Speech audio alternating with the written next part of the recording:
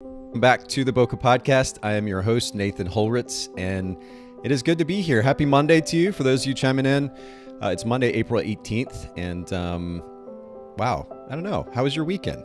Relaxing? Got to do something besides work? I hope so. Ready to kick off this week, though, and there's a lot of exciting stuff going on. We're starting it with this podcast interview today, and I'm going to introduce our brand new guest here in just a second. For those of you that are live streaming, don't hesitate to jump into the conversation, ask questions, comment, whether you're at facebook.com/Bokeh Podcast or youtube.com/Bokeh Podcast. Join in the conversation. Don't be shy. And then for those of you that are streaming after the fact, listening to the audio version after the fact, don't hesitate to join us. In fact, if you follow us on Instagram at Bokeh Podcast, you can keep up to date with the latest upcoming live streams. So make sure to do that. Come join us for the conversation. We'd love to have you as part of the conversation. Already have a comment from Casey saying, great, weather is finally getting nice here in Colorado. Okay, so we're starting the conversation with, with weather today, I guess. Thanks for joining us, Casey. And before I introduce my guest, just one more quick reminder, and this is something that I promised you all I would do before every single episode.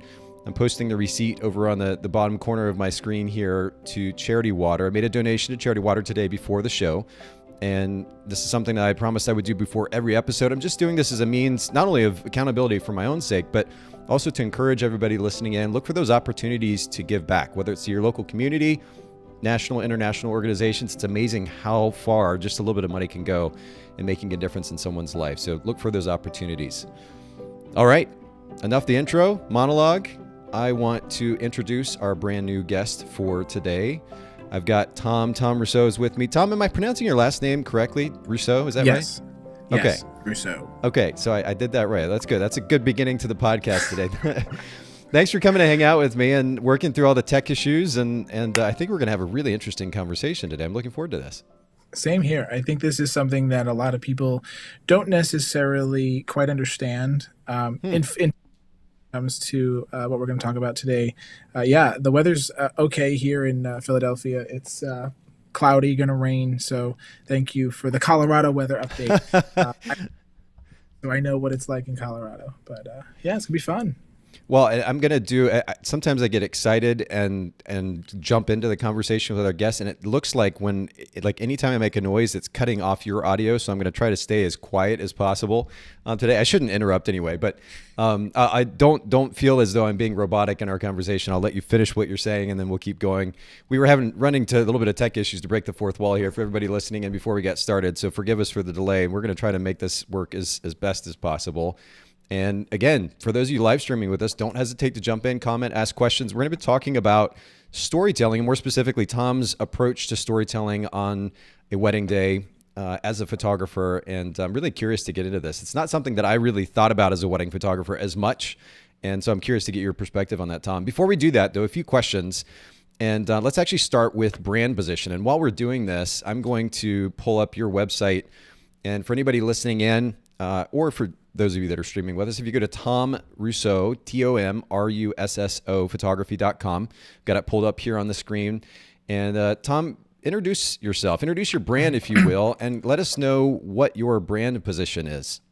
Yeah. So hi, guys. My name is Tom Russo from Tom Russo Photography. I am based, in New Jersey. I live close near to Philadelphia. I'm right outside, over the Ben Franklin Bridge, actually. My fiance and I live here in Collingswood. I started the company officially like 3 years ago. We got into weddings heavily through, working really hard through the pandemic and just gearing up for what was one of the busiest seasons, which was last year, and now really taking a giant leap into the 2022 season. We just love what we do. We have some fun and we capture the best of the weddings in the best detail possible. And what lends to a great story is the detail, ideally.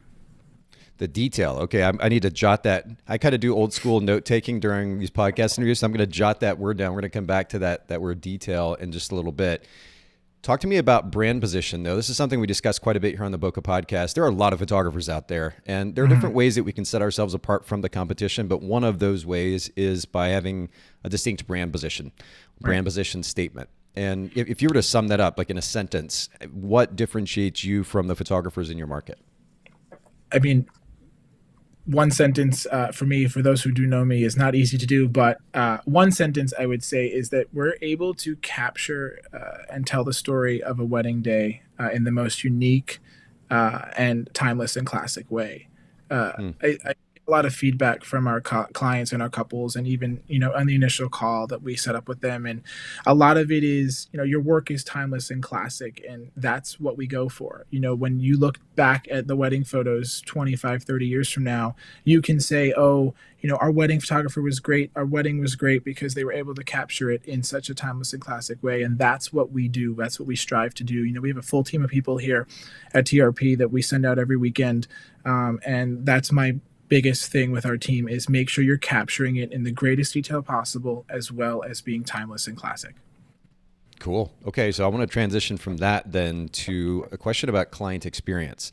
Mm-hmm. And in the wedding photography world, in fact, the professional photography world now, we know that just taking a pretty picture doesn't do the trick. There are a lot of people that can do that. We can do that with a phone for that matter.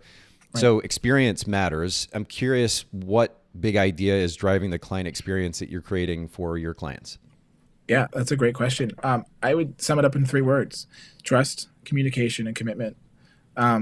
That's what I live every day by, building a clientele pool that you can gain trust easily off the first call.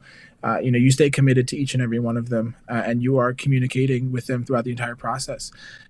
We as photographers, we try to do everything we can. We take on as much as we can. We literally won't sleep for weeks. And it's keeping that line of communication open. And even if someone reaches out to you 6 months before their wedding or 6 months before their shoot, asking you a question, it's okay not to answer that couple or that person right away. But keeping that open line of communication is key. Building trust is a lot of things. One of the things a lot of photographers don't do, or forget to do, or don't realize that they're not doing. And then staying committed to each and every one of them. It's hard to manage 50 plus weddings, 60 plus weddings a year when you have other people on your team and you're able to, and we're going to go into this in a little bit, but delegating, to different people and just being able to focus on what's the most important. And I mean, I push those 3 terms with my team and, with myself every single day, building the business, starting over 3 years ago, to where we are now. It was because I trusted, I had people trust me, and then I had an open line of communication. That's good. Okay, so again, taking notes, old school with my notebook here, but trust, communication, and commitment. And it's interesting how those concepts kind of they play off of each other. Like if you're communicating really well, it helps build trust, right? If there's proactive communication, proactive expectation management, it helps build a sense of trust. The client knows they can relax, that you're going to take care of them, and that also shows a certain amount of commitment to their experience as well. So it's interesting how those all kind of interplay. And I think these are really powerful principles for everyone to keep in mind. You said communication is, I think you said it was, communication is something that photographers don't normally do that much, did you say? It's that and building the trust. Okay. And why do you think that is? Like what is keeping them from doing that more proactively? I mean, there's 2 things. It's lack of brand position, and it's there's 3 things. Okay, there's 3. Lack of brand position, lack of consistency in their work, and then them not being who they truly are on that initial Zoom call or client or in-person sales meeting. A lot of things that I've learned over the years is that you need to be yourself and calm people's fears, answer all their questions, and allow them to just say, okay, I trust this person. And a lot of people, I think that they're too wrapped up in booking that wedding, closing that sale, doing whatever they need to do to get to that stage, that they forget about that stuff. The last thing that I worry about is making the money. The money will come. I'm not worried about that. I'm more worried about, do these people trust me enough to capture the day? Do they trust me in a way that I can tell their story? I can give them the greatest detail. And then, that allows for that open communication. And, when the people walk away from their wedding day and they get their final gallery and their albums, they can refer you, and they always have positive things to say. Like, that he was great to trust. She was great to work with. You can trust that they're going to get this done. And And that's kind of, I think, a lot of things that people miss is that they need to trust, they need to gain the trust, stay committed, be communicative before that they can actually, book the sale or book the wedding. That makes a lot of sense. Well, and I have to say too, I mean, I haven't known you very long, Tom. You and I had the chance to meet at a workshop not too long ago, but I will say that just from even then, for those couple of days that we hung out, getting to meet and have conversation with you, you did just that. You're a great communicator. I know you said you like to talk, and so do I too. I have to be careful too to kind of cut back a little bit, but I think a willingness to engage with somebody just naturally, where it's not forced, it's not robotic. You just want to connect with somebody. People can sense that. And it helps set them at ease right away. There's also, I mean, you talk about I think you're kind of alluding to this idea of being genuine as well. And that's definitely something that I felt from you as well. I didn't feel like I was getting one version of you, that you might be something else another time. You were very consistent in that. And again, whether it's in personal relationships or professional relationships, it's huge. I think it's so easy in modern day age. That sounds I sound like an old man, modern day. 2022 culture, though, seriously, especially with social media, to put on one face here and then another face here, and I don't really see the purpose in that in most cases. It's funny you bring that up, because that's, I think, what a lot of people are not doing, is they're not being a genuine person. I know I have said to, colleagues of mine and friends of mine that say, it's just unfortunate there are some people in this industry who are just not cut out for it. And it's not because they don't know how to shoot or they don't have the talent. It's because they're not a people person. That's one of the things that when I was in school, I actually have a degree in music education. Believe it or not, I played music for, 12 plus years, and I just felt like it wasn't for me. So I got into the industry. Yeah, it's something most people don't know about me. What do you play? Well, I was a saxophone player. I was a clarinet player. I played saxophone from the time I was like 12 years old all the way till I graduated college at 22. So I did it for over 10 years. And I played clarinet. I was in every marching band, high school band, college, was in it all. And, I felt like that was going to hinder me later in life with, wanting to be interacting with people. I didn't want to teach. I didn't want to do any of that to deal with all the higher up stuff. So I went into photography and running a business. And, when it comes to being you and genuine and opening up to people and being vulnerable, that's another big thing a lot of people miss, is being vulnerable. It's a lot of stuff that I talk about with, my colleagues and, even some people that I mentor. You have to be you. Be authentic to you. I always use the example of, if you're going to go to Chinatown in New York City or Chinatown in Philadelphia, you're looking for that authentic Chinese food, right? You're not looking for, a Panda Express. And that's just kind of How dare you? Panda is so good, man. Come on. Get that teriyaki chicken and the white. Oh, it's so good. No, I'm just kidding. It's really good. No, I agree. I get what you're saying. I get what you're saying for sure.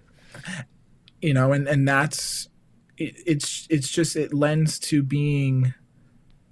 not to being you. Authenticity and all these words that you hear, and when you put it in the perspective of like food, it registers with every single person you talk to. And that's another mark I think some people miss too. Well, yeah, I think we've gotten really obsessed in our culture with this idea of authenticity, and I think the word, first of all, is it's overused at this point that it probably is watered down a little bit. And I don't quite know when like one person says authenticity, what that means to them versus another person. But I think at the very least, because I've been in the industry now for about 20 years and started when the industry was still at that place where, we were in the yellow pages, for goodness sakes. Like our business is listed in the yellow pages, and there was a certain sense of professionalism that you had to maintain in interacting with your clients. And we're way past that, not just in the industry, but in our culture now. And there's less of a need to put on a face for the sake of engaging with somebody. And at the very least, I think we can start there.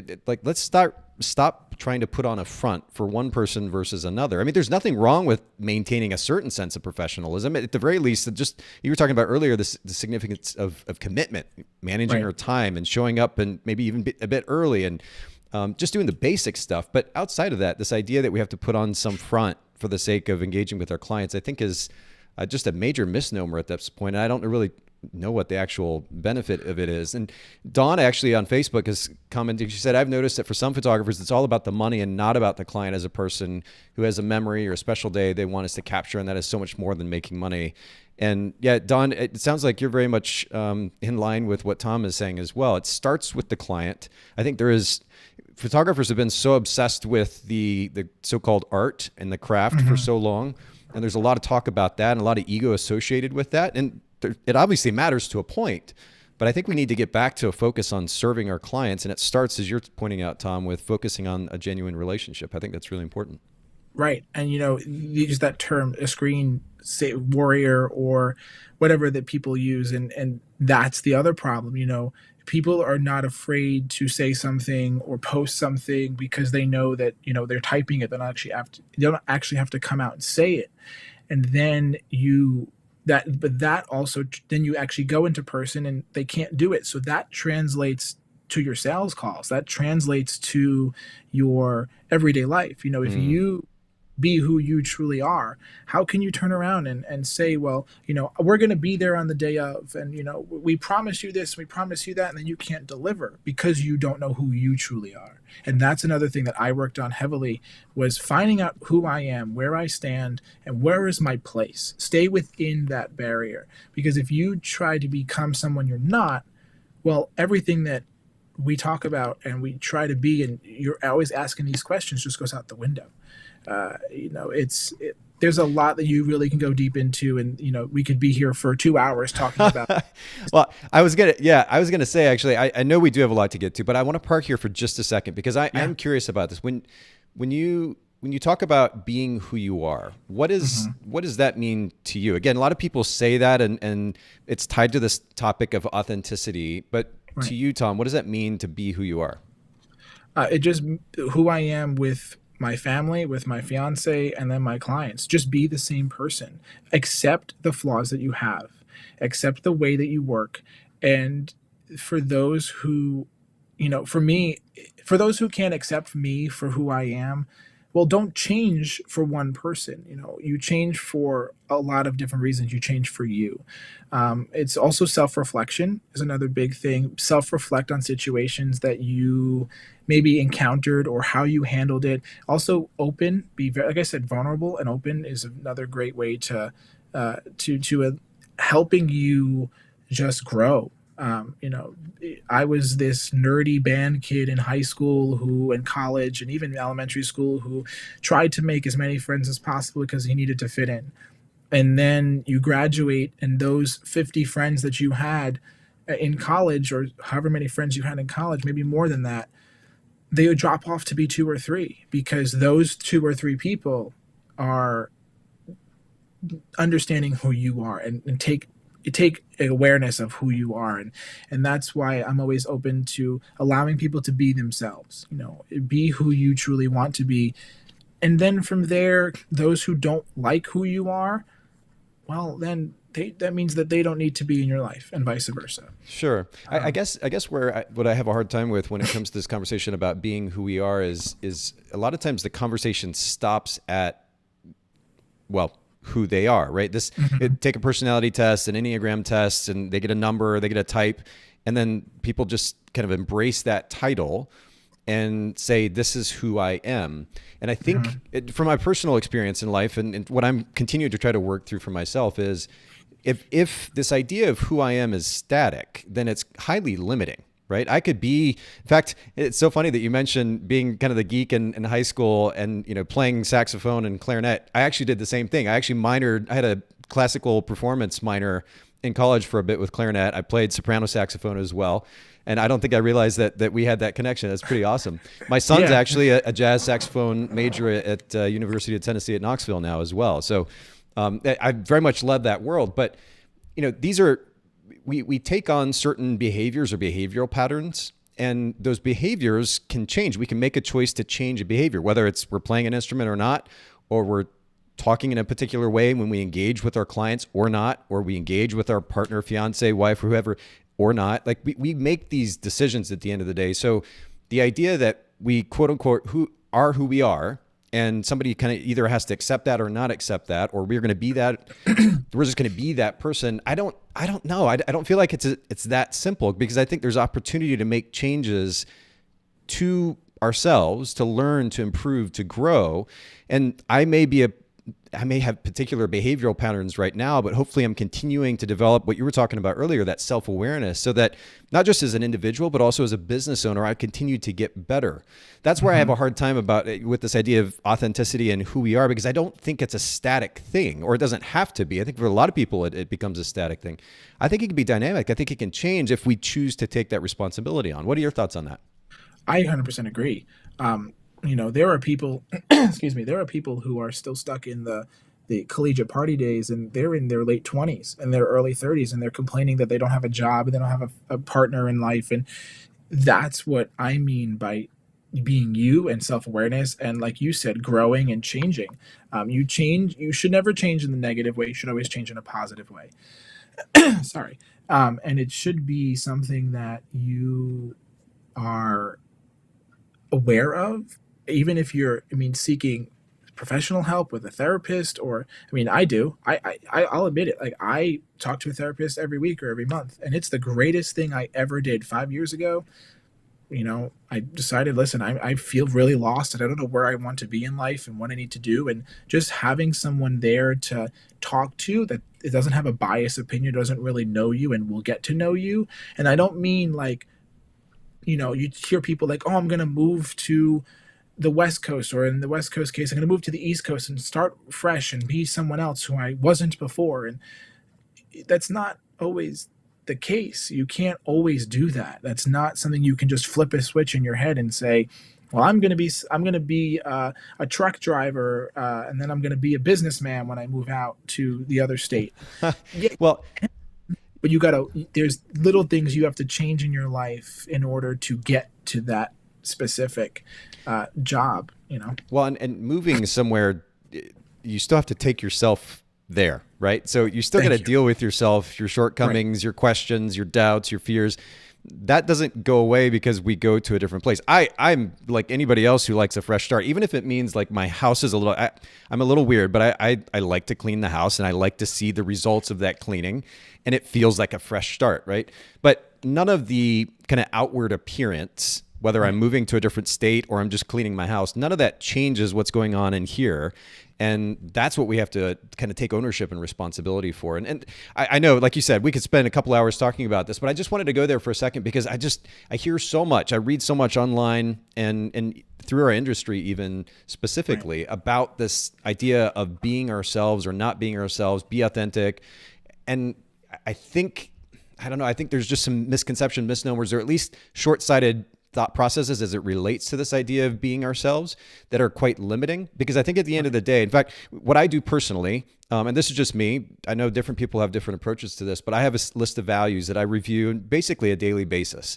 And there are 11 values, and these values, it doesn't mean that I live them perfectly, but I'm actively not only keeping them literally in front of me so that I'm looking at them, reviewing them, thinking about what they mean, how that relates to my life, but I'm doing so on a daily basis for the sake of working toward being that thing consistently. If somebody thinks back to, knowing me for any period of time, and they can list even 3 or 4 of those values, Nate was, this, and this, then I feel like I've done my job. I'm trying to be a better human being certainly for myself, but for the people closest to me, and then my bigger, broader audience and connections and friendships in the industry and beyond.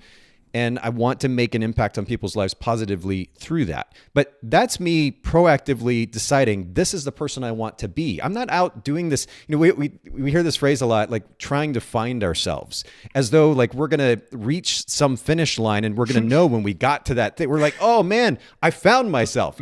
Right. I don't know what that means. And I think we have a tendency in culture to throw these phrases around without really thinking about what they mean, or even just whether or not they're logical. And like, what I would just encourage everybody to do, and again, I know we could keep going, but just for the sake of brevity at this point, I would encourage everybody listening in and watching. And by the way, we have a number of streaming. Y'all don't hesitate to jump in and comment and join the conversation. But I would encourage you to look or to make a decision about the person that you want to be. It's not about finding something. You're never going to reach a finish line, or, trumpets are going to sound in the background when you find yourself. You got to make a decision about who you want to be, and then do the work, put the work in to be that thing. And I think that's a way more productive and certainly more fulfilling way to approach life at the end of the day. So, Tom, I appreciate you kind of indulging me on that. I know it's a big topic and not necessarily photography related, although that's okay. Again, I would say that our industry talks quite a bit about this. I think it's important that we get into it from time to time. Speaking of time, just briefly, if you will, tell me a little bit about, I guess, a big idea driving your effort at time management. You mentioned your fiance earlier. You've got a personal life, you've got a professional life. I know that they a lot of times mix, but how are you finding some sort of balance so you don't get burnt out working all the time, making time for the important people in your life and other things you want to do besides be in front of a computer? Yeah. I mean, it comes down to two things. I mean, it's discipline and dedication. You have to dedicate your time. There's a time and place where you need to say, honey, babe, I need to, do the work. I'm sorry, I have to work tonight, and designate and delegate some time to, getting some work done. But it's okay to say no. It's okay to say, this will get done tomorrow. That's what I used to not do. I used to be the person where I was working 15 hours straight. And it wasn't like I was doing anything fancy. I was in front of a computer getting work done for 15 hours straight, building the business. Yes, in the beginning, sure, you may pull a 15-hour day building your business and working on different aspects and getting your editing style down, working on your website, writing some copy, answering emails, editing photos. There's a ton of things that we do as photographers that most people don't think that we can or will do. So it's taking the time to do it. Take some time for yourself. It will be there when you get back. The clients, when you say, hey, I'm away in Disney World, like I just was last week. I'm away on vacation. I'm taking some time. I was away for 3 weeks straight, actually. I came home for 6 days. I shot a wedding, and then we went out again, and we were on a cruise, then we were away, home, and then we were away again. But those were the 3 weeks I needed awesome. Those. Now, when I got home, was it hard to get back into it? Absolutely, 100%. It's so difficult to get yourself back into that, that routine. But you just have to know when enough's enough. If it's getting up every day and starting your day at 8:15 a.m. and ending your day by 5:30 p.m. every day for 6 months straight, getting yourself into that routine, then do it. That's exactly what I did. I had to say to myself, how am I going to manage a personal life and a business life? What do I need to do? And it's creating a schedule, sticking to it, allotting certain times of the day to do certain things, and then time yourself, see how fast you can get something done without, ruining the quality of it. And then you'll start to see where your windows of time are to hanging out with your family or going on vacation. Or, the beauty about what we do as photographers, especially ones who run their own business, and this is all that we do, you make your schedule. You are the one who can say, I'm going to take a 3-week vacation, and no one's going to worry about it because this is what I want to do. That's what I love about one of the things I love about running my own business is I'm able to go on vacation, obviously when it makes the most sense. I'm not going to go on vacation in the middle of May. That's just stupid. But, for me at least, because that's my busiest time of the year. But going away on vacation in January for 2.5, 3 weeks, or going on vacation in the month of August, or just taking a staycation, you have the freedom to do that. So not only can you control your schedule, but you also, when you have a busy schedule, it's just saying, it'll be there when I get back, take a break. Well, and you made an interesting statement there that I think has kind of broad-reaching significance, and that is that we make our own schedule. And it may seem like a simplistic idea, and somebody listening in, they're like, yeah, of course we do. But I would even push that person and say, but do you actually, though? Like, do you actually take ownership for the fact that calendar on your phone, on your computer, that is yours to make, and you can make the decision about how you are spending time? There's a phrase that people say that just drives me crazy. They say, I'm busy, or I was busy. And granted, we may in some situations actually be busy, but at the end of the day, we make time for what we want to make time for. And that's the simple of it. And like, I would dare anybody to try to argue with me otherwise.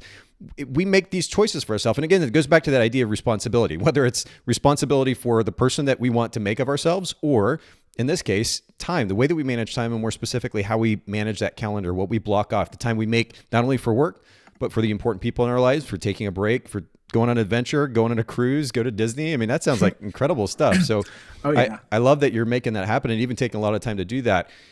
When we talk about time management, one of the most important components of time management as a business owner is delegation. Delegating a task or a series of tasks to somebody else or to another company so that they are helping you. They're going to helping support your workload in running your business. Is this something that you've experimented with in your business? Oh, absolutely. If you ask anybody who knows me really well, for example, Christora Oasters, for those who know her from Green Apple Photography, she's one of my best friends. She actually she gave you a shout out on YouTube. She did. Yeah. There she is. What's up, Christora? So anyways, this is fitting. So Christora said to me once that you need to outsource your editing. And I said, you are just batshit crazy. I'm never going to do that. And she was like, no, you seriously need to do that because that's going to be the first step to you actually having a life back.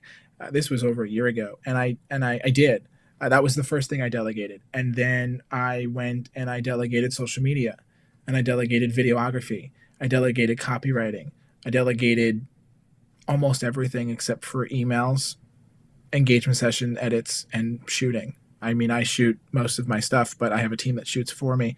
It is the greatest thing I ever did. For those who want to delegate, do it. It is wonderful. You get so much time back. It's crazy. Now, when it comes to delegating, though, I feel that you have to trust those who will uphold your brand.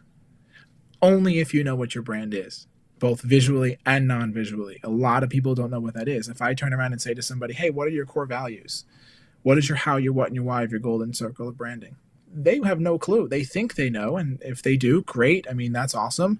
But a lot of people don't know that. I didn't know that till about 3 years ago. And over time, your brand will evolve. Your core values, they will change, or they may not change, or they'll change slightly. It's being able to delegate in a way that people are able to follow. When I hired social media manager and coordinator, I had to sit there with them and show them how I ran things and what I looked for when it came to social media and how to grow it. I mean, hiring that position, I grew 50% in the business, maybe more at this point. And it's just because I was able to delegate and have people actually take the time to dedicate to that specific aspect of my business. And then with editing, I got so much time back to myself because I'm not sitting here culling and renaming and sorting and then editing and exporting. I've taken a huge chunk out of my workflow and delegated it to somebody else. Now, granted, the way that works is your brand, what editing style you use, and you use presets. That's it. I mean, whether you like to use presets or not, it allows for consistency in your brand. It allows for people to trust they know what they're going to get out of you. That goes back to the trust thing we spoke about earlier. And you can outsource. It's the greatest thing ever. And then as long as you are able to do all those things in a clear and concise way, that's it. Like, that's all you need to do is understand yourself and your business before you can delegate to others. Yeah, you mentioned, or you described probably one of the most, if not the most significant elements of the process in the process of delegation, which is to be clear about what you represent, certainly as a brand, but then what you want. If you don't know what you want, you're going to have a nightmare of a time handing something to somebody else and asking them to do it, because you won't be clear in your communication. And there'll be a lot of confusion back and forth as you're trying to work through with this other person or this company what it is that you're even wanting in the first place, because you're not clear about that. So I'm really glad that you highlight that, because it is so important. Mm-hmm. For anybody who doesn't know, who's listening, and I own a company called Photographers Edit, and we've been working with photographers now for close to 15 years. And one of the most frustrating experiences, not just for us, but certainly for the photographer, when they try to outsource their editing to us, is when they aren't sure about what it is that they actually want. So they may want us to do one thing here and then another thing here, but then they're frustrated here, and our team's like, but wait, you said this, and there's a lot of confusion and frustration that happens as a result. We have to be super clear. It's not about being fancy, and you may have to change things along the way, and that's part of the process of delegation, but you have to be clear about what it is that you're looking for up front in order to effectively delegate. I'm really glad that you highlight that. It's super important. And this is probably another place that we could kind of park for a little bit, and because communication is a really big element of that delegation process as well. And I'm sure you could speak to that, Tom. Maybe we can come back and do another episode on that at some point. But great. Your first recommendation to be clear about what it is that you want is just golden. And for anybody listening in, whether you're outsourcing administrative tasks or editing or album design or accounting, whatever it is, be super clear about what it is you're trying to accomplish up front. That'll make a massive, massive difference. One last question here before we get into kind of our primary topic today, talking about your style, your approach to storytelling and wedding photography. I'm curious, you seem like a type that does a lot of reading. Do you read a lot? I don't. Do you not? All. Okay. No. Well, so rather than normally I ask about a favorite business book or self-help book, maybe it's a podcast or even a particular source of education, because especially being relatively new in business, I mean, you're a super intelligent guy just from my interactions with you. I know you've crammed a lot, like you've taken in a lot of information in a very short amount of time. Have there been one or two particular sources of information that have been especially helpful that you might be able to suggest to our listeners? Yeah. SchoolTube. It's a great thing ever. SchoolTube. YouTube. So I call it SchoolTube. Okay. It's YouTube. Yeah, it's just a term I've heard many times, and that's what I call it. Yeah, YouTube's great, guys. I mean, honestly, I am a firm believer is that you don't need a piece of paper to tell you could take a photo. It's plain and simple. I'm also a firm believer that people have natural talent for things that in their field that they get into, whether it's an architect or or a web designer or a photographer or a bowler. You can learn anything that you set your mind to do. But it was YouTube. Doing styled shoots was the greatest thing, or any technical aspects, because it's hard. It is hard, but you shouldn't be learning a new technique on a wedding day, on an engagement session, at a family shoot, at whatever photography you guys are into, as far as, what your niche is and where your brand stands. So YouTube, styled shoots, honestly, even listening to Bokeh Podcast, when I came into the industry, 3 years ago, I listened to Jordan Crais's episode, and I was like, man, that's such a good podcast. And I would just go back and forth and listen to episodes and listen to people. Like, you had a guest on the show once that talked about Planoly. I discovered it. It was helped my business through social media, just scheduling posts and then just talking to others. Other professionals in the industry and interacting with them and picking their brain and just soaking it all in. Be a sponge. It's okay to not know everything. You just have to make sure that you stay, keep yourself in line. I call it the humble check. Stay humble. Always want to learn and grow, because then you'll be able to learn more faster. You'll be able to see your work, skyrocket. Christopher and I talk about this too, is we said that, every time that we come together in person with our group of friends, our work just goes to the next level. It's because not only are you shooting with people of the same intellectual level as you, but you're also learning something that they know that you don't know, or that they don't know or aren't as good at. So you're able to then pick their brain, because not only are you shooting with them, but you're hanging out with them, and you over dinner conversation, and you're able to just get as much knowledge as you can. I'm all self-taught. Everything I've done has been hands-on, out in the field, done it, tried it. If I failed, I fixed it and figured out how to do it again. That's really what it takes, is just, I don't read. So YouTube was my best friend for years, and taking business courses and just talking to people. That's how you do it, essentially. But I'm hearing the theme there, which is curiosity. It's funny. I literally just this morning on my Instagram story, I posted, be curious. And this is something I've been reminded of even in the last couple of months. I mean, certainly as individuals, as human beings, being curious, genuinely curious, wanting to learn something new or wanting to learn more helps minimize that sense of ego. And again, the tendency to be static, to like get set in our ways. And this is how I do it. This is how I think. And there is nothing else. I was around way too much of that in my life, and it's exhausting and it's highly limiting in many ways. And so being curious, certainly as individuals, makes us better human beings, makes us more interesting conversationalists, right. Makes us way better to be in any kind of relationship with. But then when it comes to business, maintaining that level of curiosity is super, super important.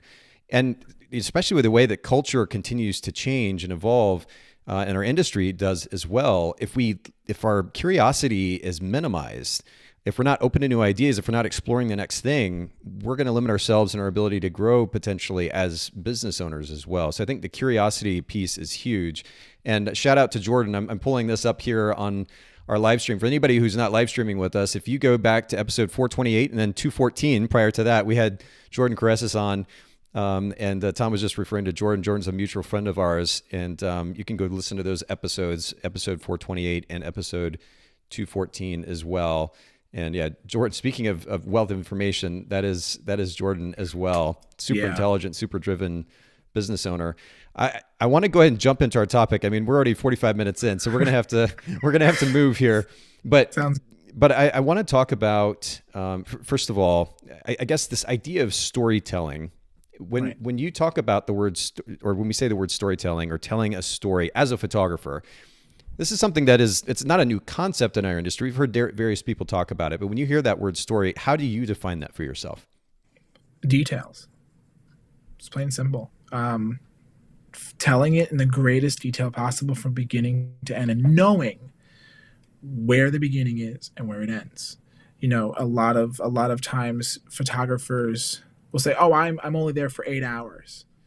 Okay. What are you telling in those 8 hours? Or I've met with photographers that have a package that's 6 hours and it's like a full day wedding, 2 photographers for 6 hours. I'm like, okay, but what are you telling in those 6 hours? What story are you telling? Are you cutting off the prologue of the day and starting at the ceremony and ending at the reception? Are you starting off with the prep and you're skipping 5 chapters and you're going on to, you know, the ceremony and then the reception and you're cutting it at chapter 8 when the book is 12 chapters? It's you as the photographer. If this is all you do, working a 12-hour day once or twice a weekend shouldn't be an issue for you. You think about it, right? So if you have 50 weddings, okay, a season, for example, like I have more than that, I want to admit, but I have about 65 this season. Wow. Which is crazy to think, right? And so if you put that in perspective of someone who works a 9 to 5, okay, they work 9 to 5, 8 hours a day, or even if they work, 4 days a week, 10 hours a day, okay, they're working every week, 4 days a week at 10 hours a day, 40 hours a week. You as a business owner, physically out there shooting, if you're doing 3 days a weekend at 8 hours a day, you're only working 24 hours. If you put that in perspective, if you were to just drop everything you do, quit your business, drop it all, and just say, I'm going to go get a full-time job, 9 to 5, or whatever the hours are of the day, you're going to end up working more times out of the year than you would if you owned the business. So that's what kind of makes me like a little frustrated with certain people that don't see it in that perspective is if you are willing to take on 50 weddings a season, for example, or even 30 weddings a season for most people that want to keep it kind of relatively smaller on the seasons, on the amount of weddings you shoot, and you're only working 8 hours a day, right? Why are you only working 8 hours? Why are you not staying or being there to tell that story in the greatest detail possible? We worked a wedding a couple weeks ago, and the bride was more set on her portraits with the groom than anything else, which is fine. And then later in the day, we came to find out all she really wanted to care about was the partying and the food and the drinking. Cool, as most people do on the wedding day. Well, she skipped over family portraits because she wanted to get to other things. I said, okay, I mean, if that's not important to you, that's fine. But in my head and from experience, I know that family portraits are not only a part of the day and create that story, but it's something everybody wants. So I made it a point to make sure that we captured that, because when I deliver that full gallery in 2 months, and she comes back to me and says, well, where are my family portraits? I can say, well, here they are because I took them, later in the night at the reception. So it's about telling the day from the start of the details with your flat lays or however you guys photograph details all the way till either the sparkler exit or the last dance, or if it's just dancing throughout the night, trying to capture every drunken moment or every awesome moment of the little kids and the grandparents. And that's the other thing a lot of people miss, is they don't think about everyone else outside the bride and groom. I've noticed that. So my second shooter, his or her responsibility is during the entrances, you're capturing candid moments of the guests around you. During even the ceremony, I'm focused on them. You're going to focus on the family make sure you get the parents and the grandparents and the siblings, because I read this once and it's so, so, so true. You very well could be the last person to take a photo of someone's grandparent. You hold that memory in your hands. Mm-hmm. And that's so key to telling the story. I'm okay with 200 candid moments of people just laughing and interacting, because that helps tell the story. A lot of our couples, when they come to us, they say, we love your work because XYZ. And one of the things that they say is, we love that everything looks natural. It's not posed. And that there's a lot that can go into that. You can really expand on what the definitions of each of those mean. But for us, we do that because we want it to feel genuine. We want it to feel like you were seeing everything that you couldn't see on the day of. So, we have people in different places where we're capturing grandma's reaction of the bride walking down the aisle, or we're capturing Uncle John's reaction of him laughing to when his son, who's the best man, decided to crack a joke about the groom. It's those moments that some people actually do end up missing that really enlighten, or I should say enhance, the story of the wedding day and how we approach the overarching hours of the day with the story that we tell.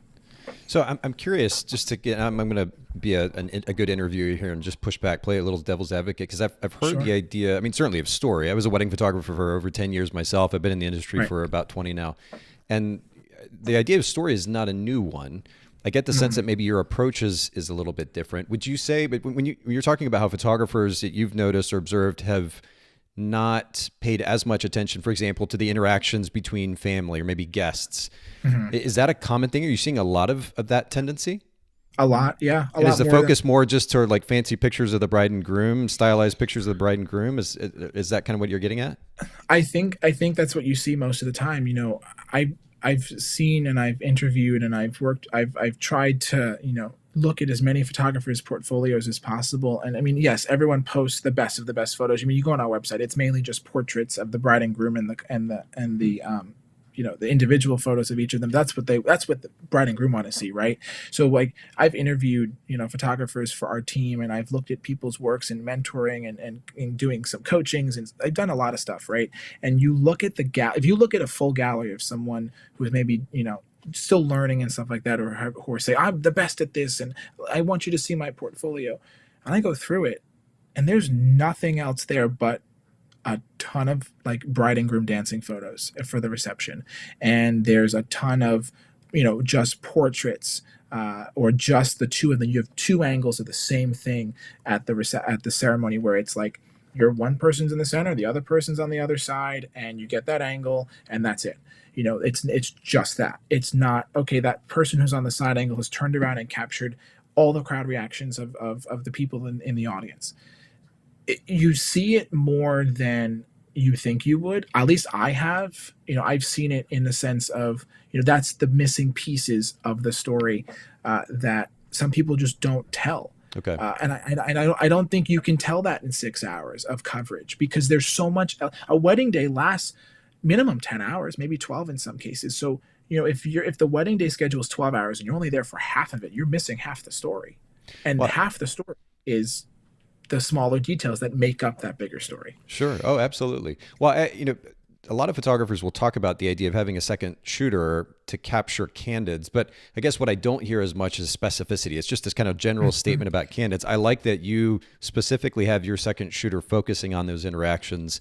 When we say candids, we're specifically talking about candids, interactions between the family members and or the guests, and making that a priority. I think that's really interesting.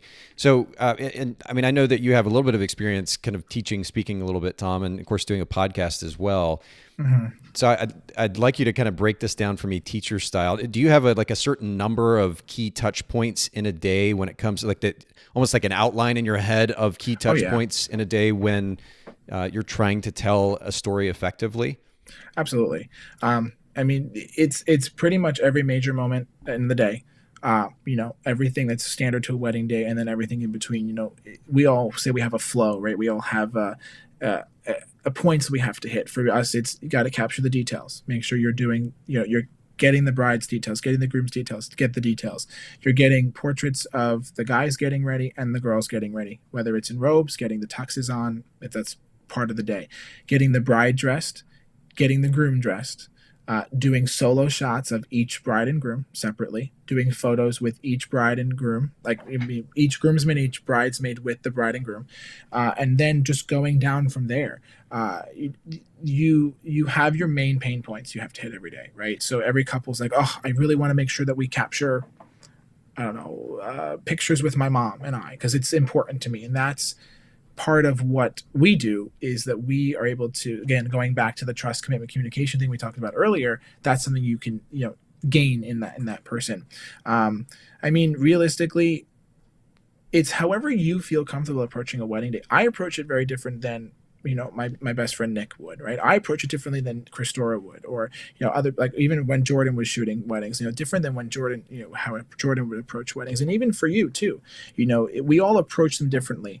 And I think that it's really up to the person to, I guess, come up with those touch points that they need to capture the wedding day in order for them to feel comfortable walking away from the wedding day. There have been many times where I've been on a portrait session, or I finished up portraits, and I've turned to my second shooter and I say, did we miss anything? I feel like something's really off, and I feel like we don't have enough. And like I like walking away from the day, coming home and saying, I captured enough of this story to tell it. Because I worry about, what are they going to come back and say to me? Well, you missed this or you've missed that. So that's where the whole approach to the wedding day and the touch points for me comes in, is what in past experiences have couples looked for? And then I base it off that. I really wouldn't say that there's, other than seeing the overall vision of the day, there's really no, you must hit every single one of these points, because it really goes into how do you want the story to be told for your couples. But I guess the reason I ask for points is I'm thinking about, especially a new photographer, right? They're like, okay, right. I get the significance of storytelling, and sure, we're all going to kind of look for a lot of the same interactions. You're talking about, the significance of details or getting ready or individual portraits or otherwise. These are all pretty commonplace, but I didn't know if there was, I guess maybe those in between moments, if you've got a particular set of images that you're looking for in a day. And I guess maybe an even more specific question: Are you basing your photography on, say, a shot list that the clients give you? Or are you doing an interview beforehand that is driving some of your choices in that photography? Or do you tend to just kind of follow a typical template approach to the storytelling? That's a really good question. I think it's a little bit of both for me, honestly. I think that, every wedding that we shoot, whether it's myself or our shooters, we set up a meeting with the couple a week before their wedding day. We go over their timeline, we go over stuff that they want, and in our questionnaire they list anything specific that we make sure we hit. So I think, I guess you can say it's, for us, it's kind of both. Like, we have our template of shots we get every day, but every wedding, but we also have requested ones that I don't know. It's kind of like, I want to say situational based. Yeah, sure. And I mean, if we really had to, for the newer photographers, out there in the industry who are saying, okay, tell Strobe what I need to hit, I would say it's, think of all the major things of the day, right? So you have your prep photos, whatever that entails for you, whatever the bride wants, whether it's hair and makeup or details or just getting dressed. Some brides will request, I only want you there to when I put my dress on, and later I don't need photos of me getting hair and makeup done, or I don't want my details done. That's fine. I would say that, hit all the major aspects of the day, and then look for those in between moments. Like, if you're just standing around and the mother and the bride are, which is what I look for, if the mother and the bride are having an interaction and there's a moment there you can capture it. Just snap the photo, and if whether it's good or not, at least you captured it, and hopefully when you go home, it's as good as you hoped it would be, or it may be right on the spot. Looking for those, like, if the bride has a nephew or a niece who's 3 or 4 years old, and is just having a good time and interacting with the bride. That's stuff you want to capture. That's what helps tell the story. That's what I look for. I've had a bride whose daughter was, I believe she was 3 years old at the time, maybe 4, and she put the mom's dress on. That's the moment you look for. Like, she just did it. Like, I was hanging in the hallway with a couple of the bridesmaids who I knew, who were friends of mine, who referred us to the couple. And I turned around, and sure enough, the little girl was in the dress and just snapped the photo. It's those in between moments that you look for to not only better better their gallery, but better your eye and your skill, and finding where can I enhance this gallery. Going back to what you were saying, the question, I just think it's situational for me. I think it really depends on what does the couple want us to do on the day of. One of the questions that I ask the couples in the initial meeting is, what are you looking for on your wedding day? What are you looking for the photographer to capture, and who are you looking for to capture your day? And that allows me to get a sense of, is this going to be a really detailed day where I need to really, step it up and really capture this day in every single possible detail I can? Or are they just looking for someone to be there to capture the big moments? And if I happen to capture something that's really authentic and detailed, I will. So I guess for me, it's situational. Okay. Yeah. And Dawn was saying on Facebook too, when you miss those moments of interaction, you lose a lot of the feeling of the day. And it's very true. The nuance kind of gets lost, and it does feel a little bit more template-y, if you will, if that's a word. Yeah, it does. And then Nestor on Facebook was also saying, some call what he's describing photojournalism, others call it storytelling or visual journalism. The more one captures, the more pictures one can put on albums or photo enlargements. And I guess I have a question. And by the way, thanks for everybody who has commented in and joining the conversation. Really appreciate that. And y'all don't be shy here as we're finishing up to throw any other questions or comments in that you'd like. But to Nestor's point as well, I'm curious about, like, when you approach storytelling with such an attention to detail and trying to get all those in between moments, is there a tendency to kind of overshoot almost? Like, how many images are you setting as a goal, if you will, to photograph, or even not even just to photograph, but to deliver to your client at the end of the day? It's a really good question. It's a two-parter. So the answer to the question is, are you overshooting? The answer is yes. But it's okay to overshoot in some aspects. It's obvious, right? If you're trying to capture every little in-between detail, you're going to walk home with 5,000 photos just for you. Imagine if you had 2 shooters doing the same thing, it's like 10 grand. It's ridiculous. But when we return a gallery, I try to do 1 in every 4, maybe 1 in 3. It depends on the gallery. So it depends on the wedding, I should say. So let's just say we shoot 4,000 photos. Between the two of us, we're delivering roughly 1,000 images in the final gallery, sometimes a little more depending on what was captured in those 4,000 images.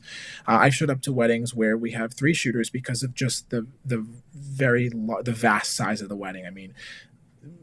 There could be, we're doing a Orthodox Indian wedding on Saturday of this week, and I'm showing up with actually 4 shooters for the ceremony because of the detail that we just got off a call right before we jumped on the show, and the amount of detail that they need or they want captured. It's not even more the couple, it's more the parents. So that's where I'm preparing for 4 shooters. I'm going to have a lot of photos, and I'm going to be able to tell that story in the detail that they've requested. So yes, you overshoot. That's obvious. And guys, it's okay if you overshoot because, let me rephrase that. It's okay if you overshoot with a purpose.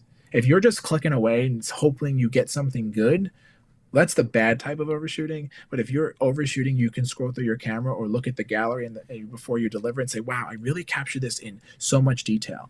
That's the good type of overshooting. One last question about that here as we're finishing up. When you talk about delivering 1,000 images, and I think back actually to when I was actively photographing as well, we were probably delivering on average maybe between 600 and 800 images to our clients.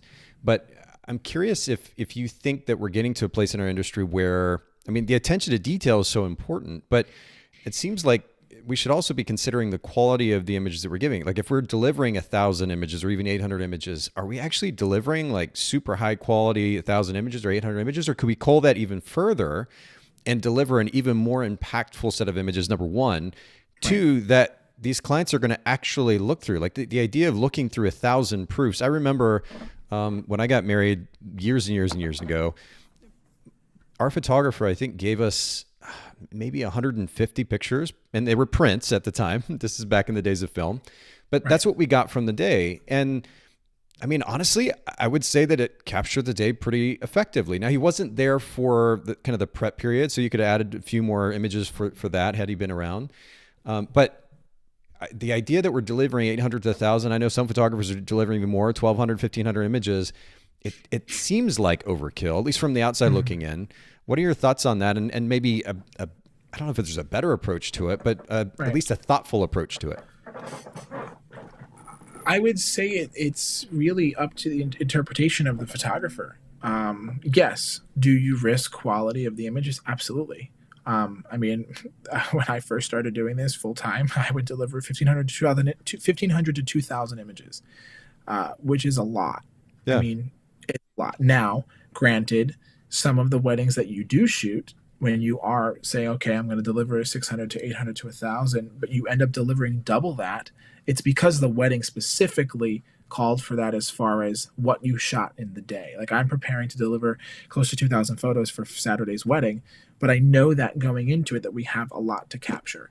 I would say it really depends on how the photographer captures the day, whether it is overkill or not with delivering, and if you lose the quality of the gallery or not.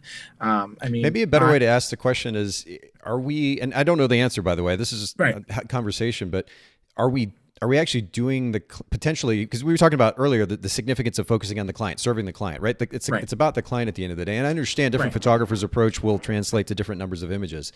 I guess the better question maybe is, are we actually doing a service or a disservice by delivering so many images? 100%, like, especially if you've got a multi-day event that you're photographing, naturally you're going to have a lot more images. And depending on the culture that we're talking about and the way that the wedding is designed, even more so, right? But at the same time, I just wondering, like, if you have 3,000 pictures, is somebody, or 2,000 pictures, or even 1,500 images, is somebody going to appreciate it? First of all, are they going to actually look at every one of them? And two, are they going to truly appreciate those at the same level if we had delivered, as if we had delivered, say, half that number? What are your thoughts? I think it's depending on the person. I truly do. I think that if you consistently deliver 1,000 images to a client, if they sit there and actually look through every single image that you took and you delivered, that's great, because, you know, some people want as many photos as they possibly can get out of the photographer. I know that from experience. I know that people say, listen, how many photos are you giving us? And I know that hearing from other people, that even from feedback from other clients, because I will actually sometimes reach out to the couple and say, hey, thank you so much. You know, they'll say we went a different direction. I congratulate them and say, you know, super excited you found a photographer you're excited to work with. Is there anything that we could improve on, you know, in our business that would have helped made your decision easier? And sometimes I've gotten back where it wasn't enough images, or it was actually in some cases too many images, which then thus we brought it back down to, at one point it was 1,000, 1,200. Now we're 800 to 1,000. So I really think it's dependent on the couple. Truthfully, I think it's depending on who the person is. And if you can consistently deliver that same amount of images, anywhere between the 600 to 1,000 range, it's going to touch upon both avenues of people, where who want the little amount of photos and the ones who want a lot of photos. It's kind of the happy medium in between the two, so that you're not overshooting it, but you're also not undershooting it, if that makes sense. And Nestor actually makes an interesting point on Facebook. He said the more images one gives, when shot with purpose, the more they could buy via the galleries we provide them to use. And that's actually a really great point, and kind of a good counter to this conversation, or I guess potentially my argument about shooting too much, is the more that you have, the more opportunity there is in the gallery after the fact to be able to sell, not just to the bride and the groom or whoever you're photographing, but also to family, to friends that you're photographing on that day. There's way more opportunity there to make additional income. So that's definitely an important consideration, or point of consideration, I should say.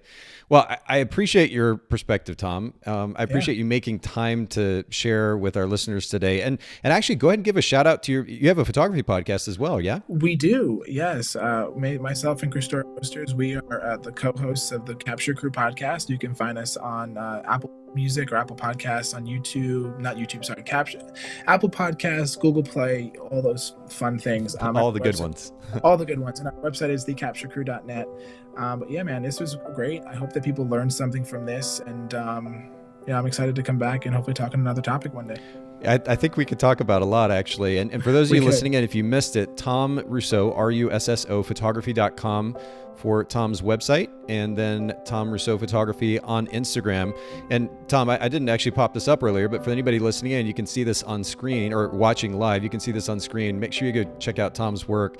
It's really, really beautiful work, Tom, as well. So props to you for that. But Thank you. We'll link to all of these in the show notes at bokehpodcast.com. Thank you, everybody, for listening. Thanks for those of you who joined the conversation, commented, and we'll look forward to seeing everybody again soon. Thanks again.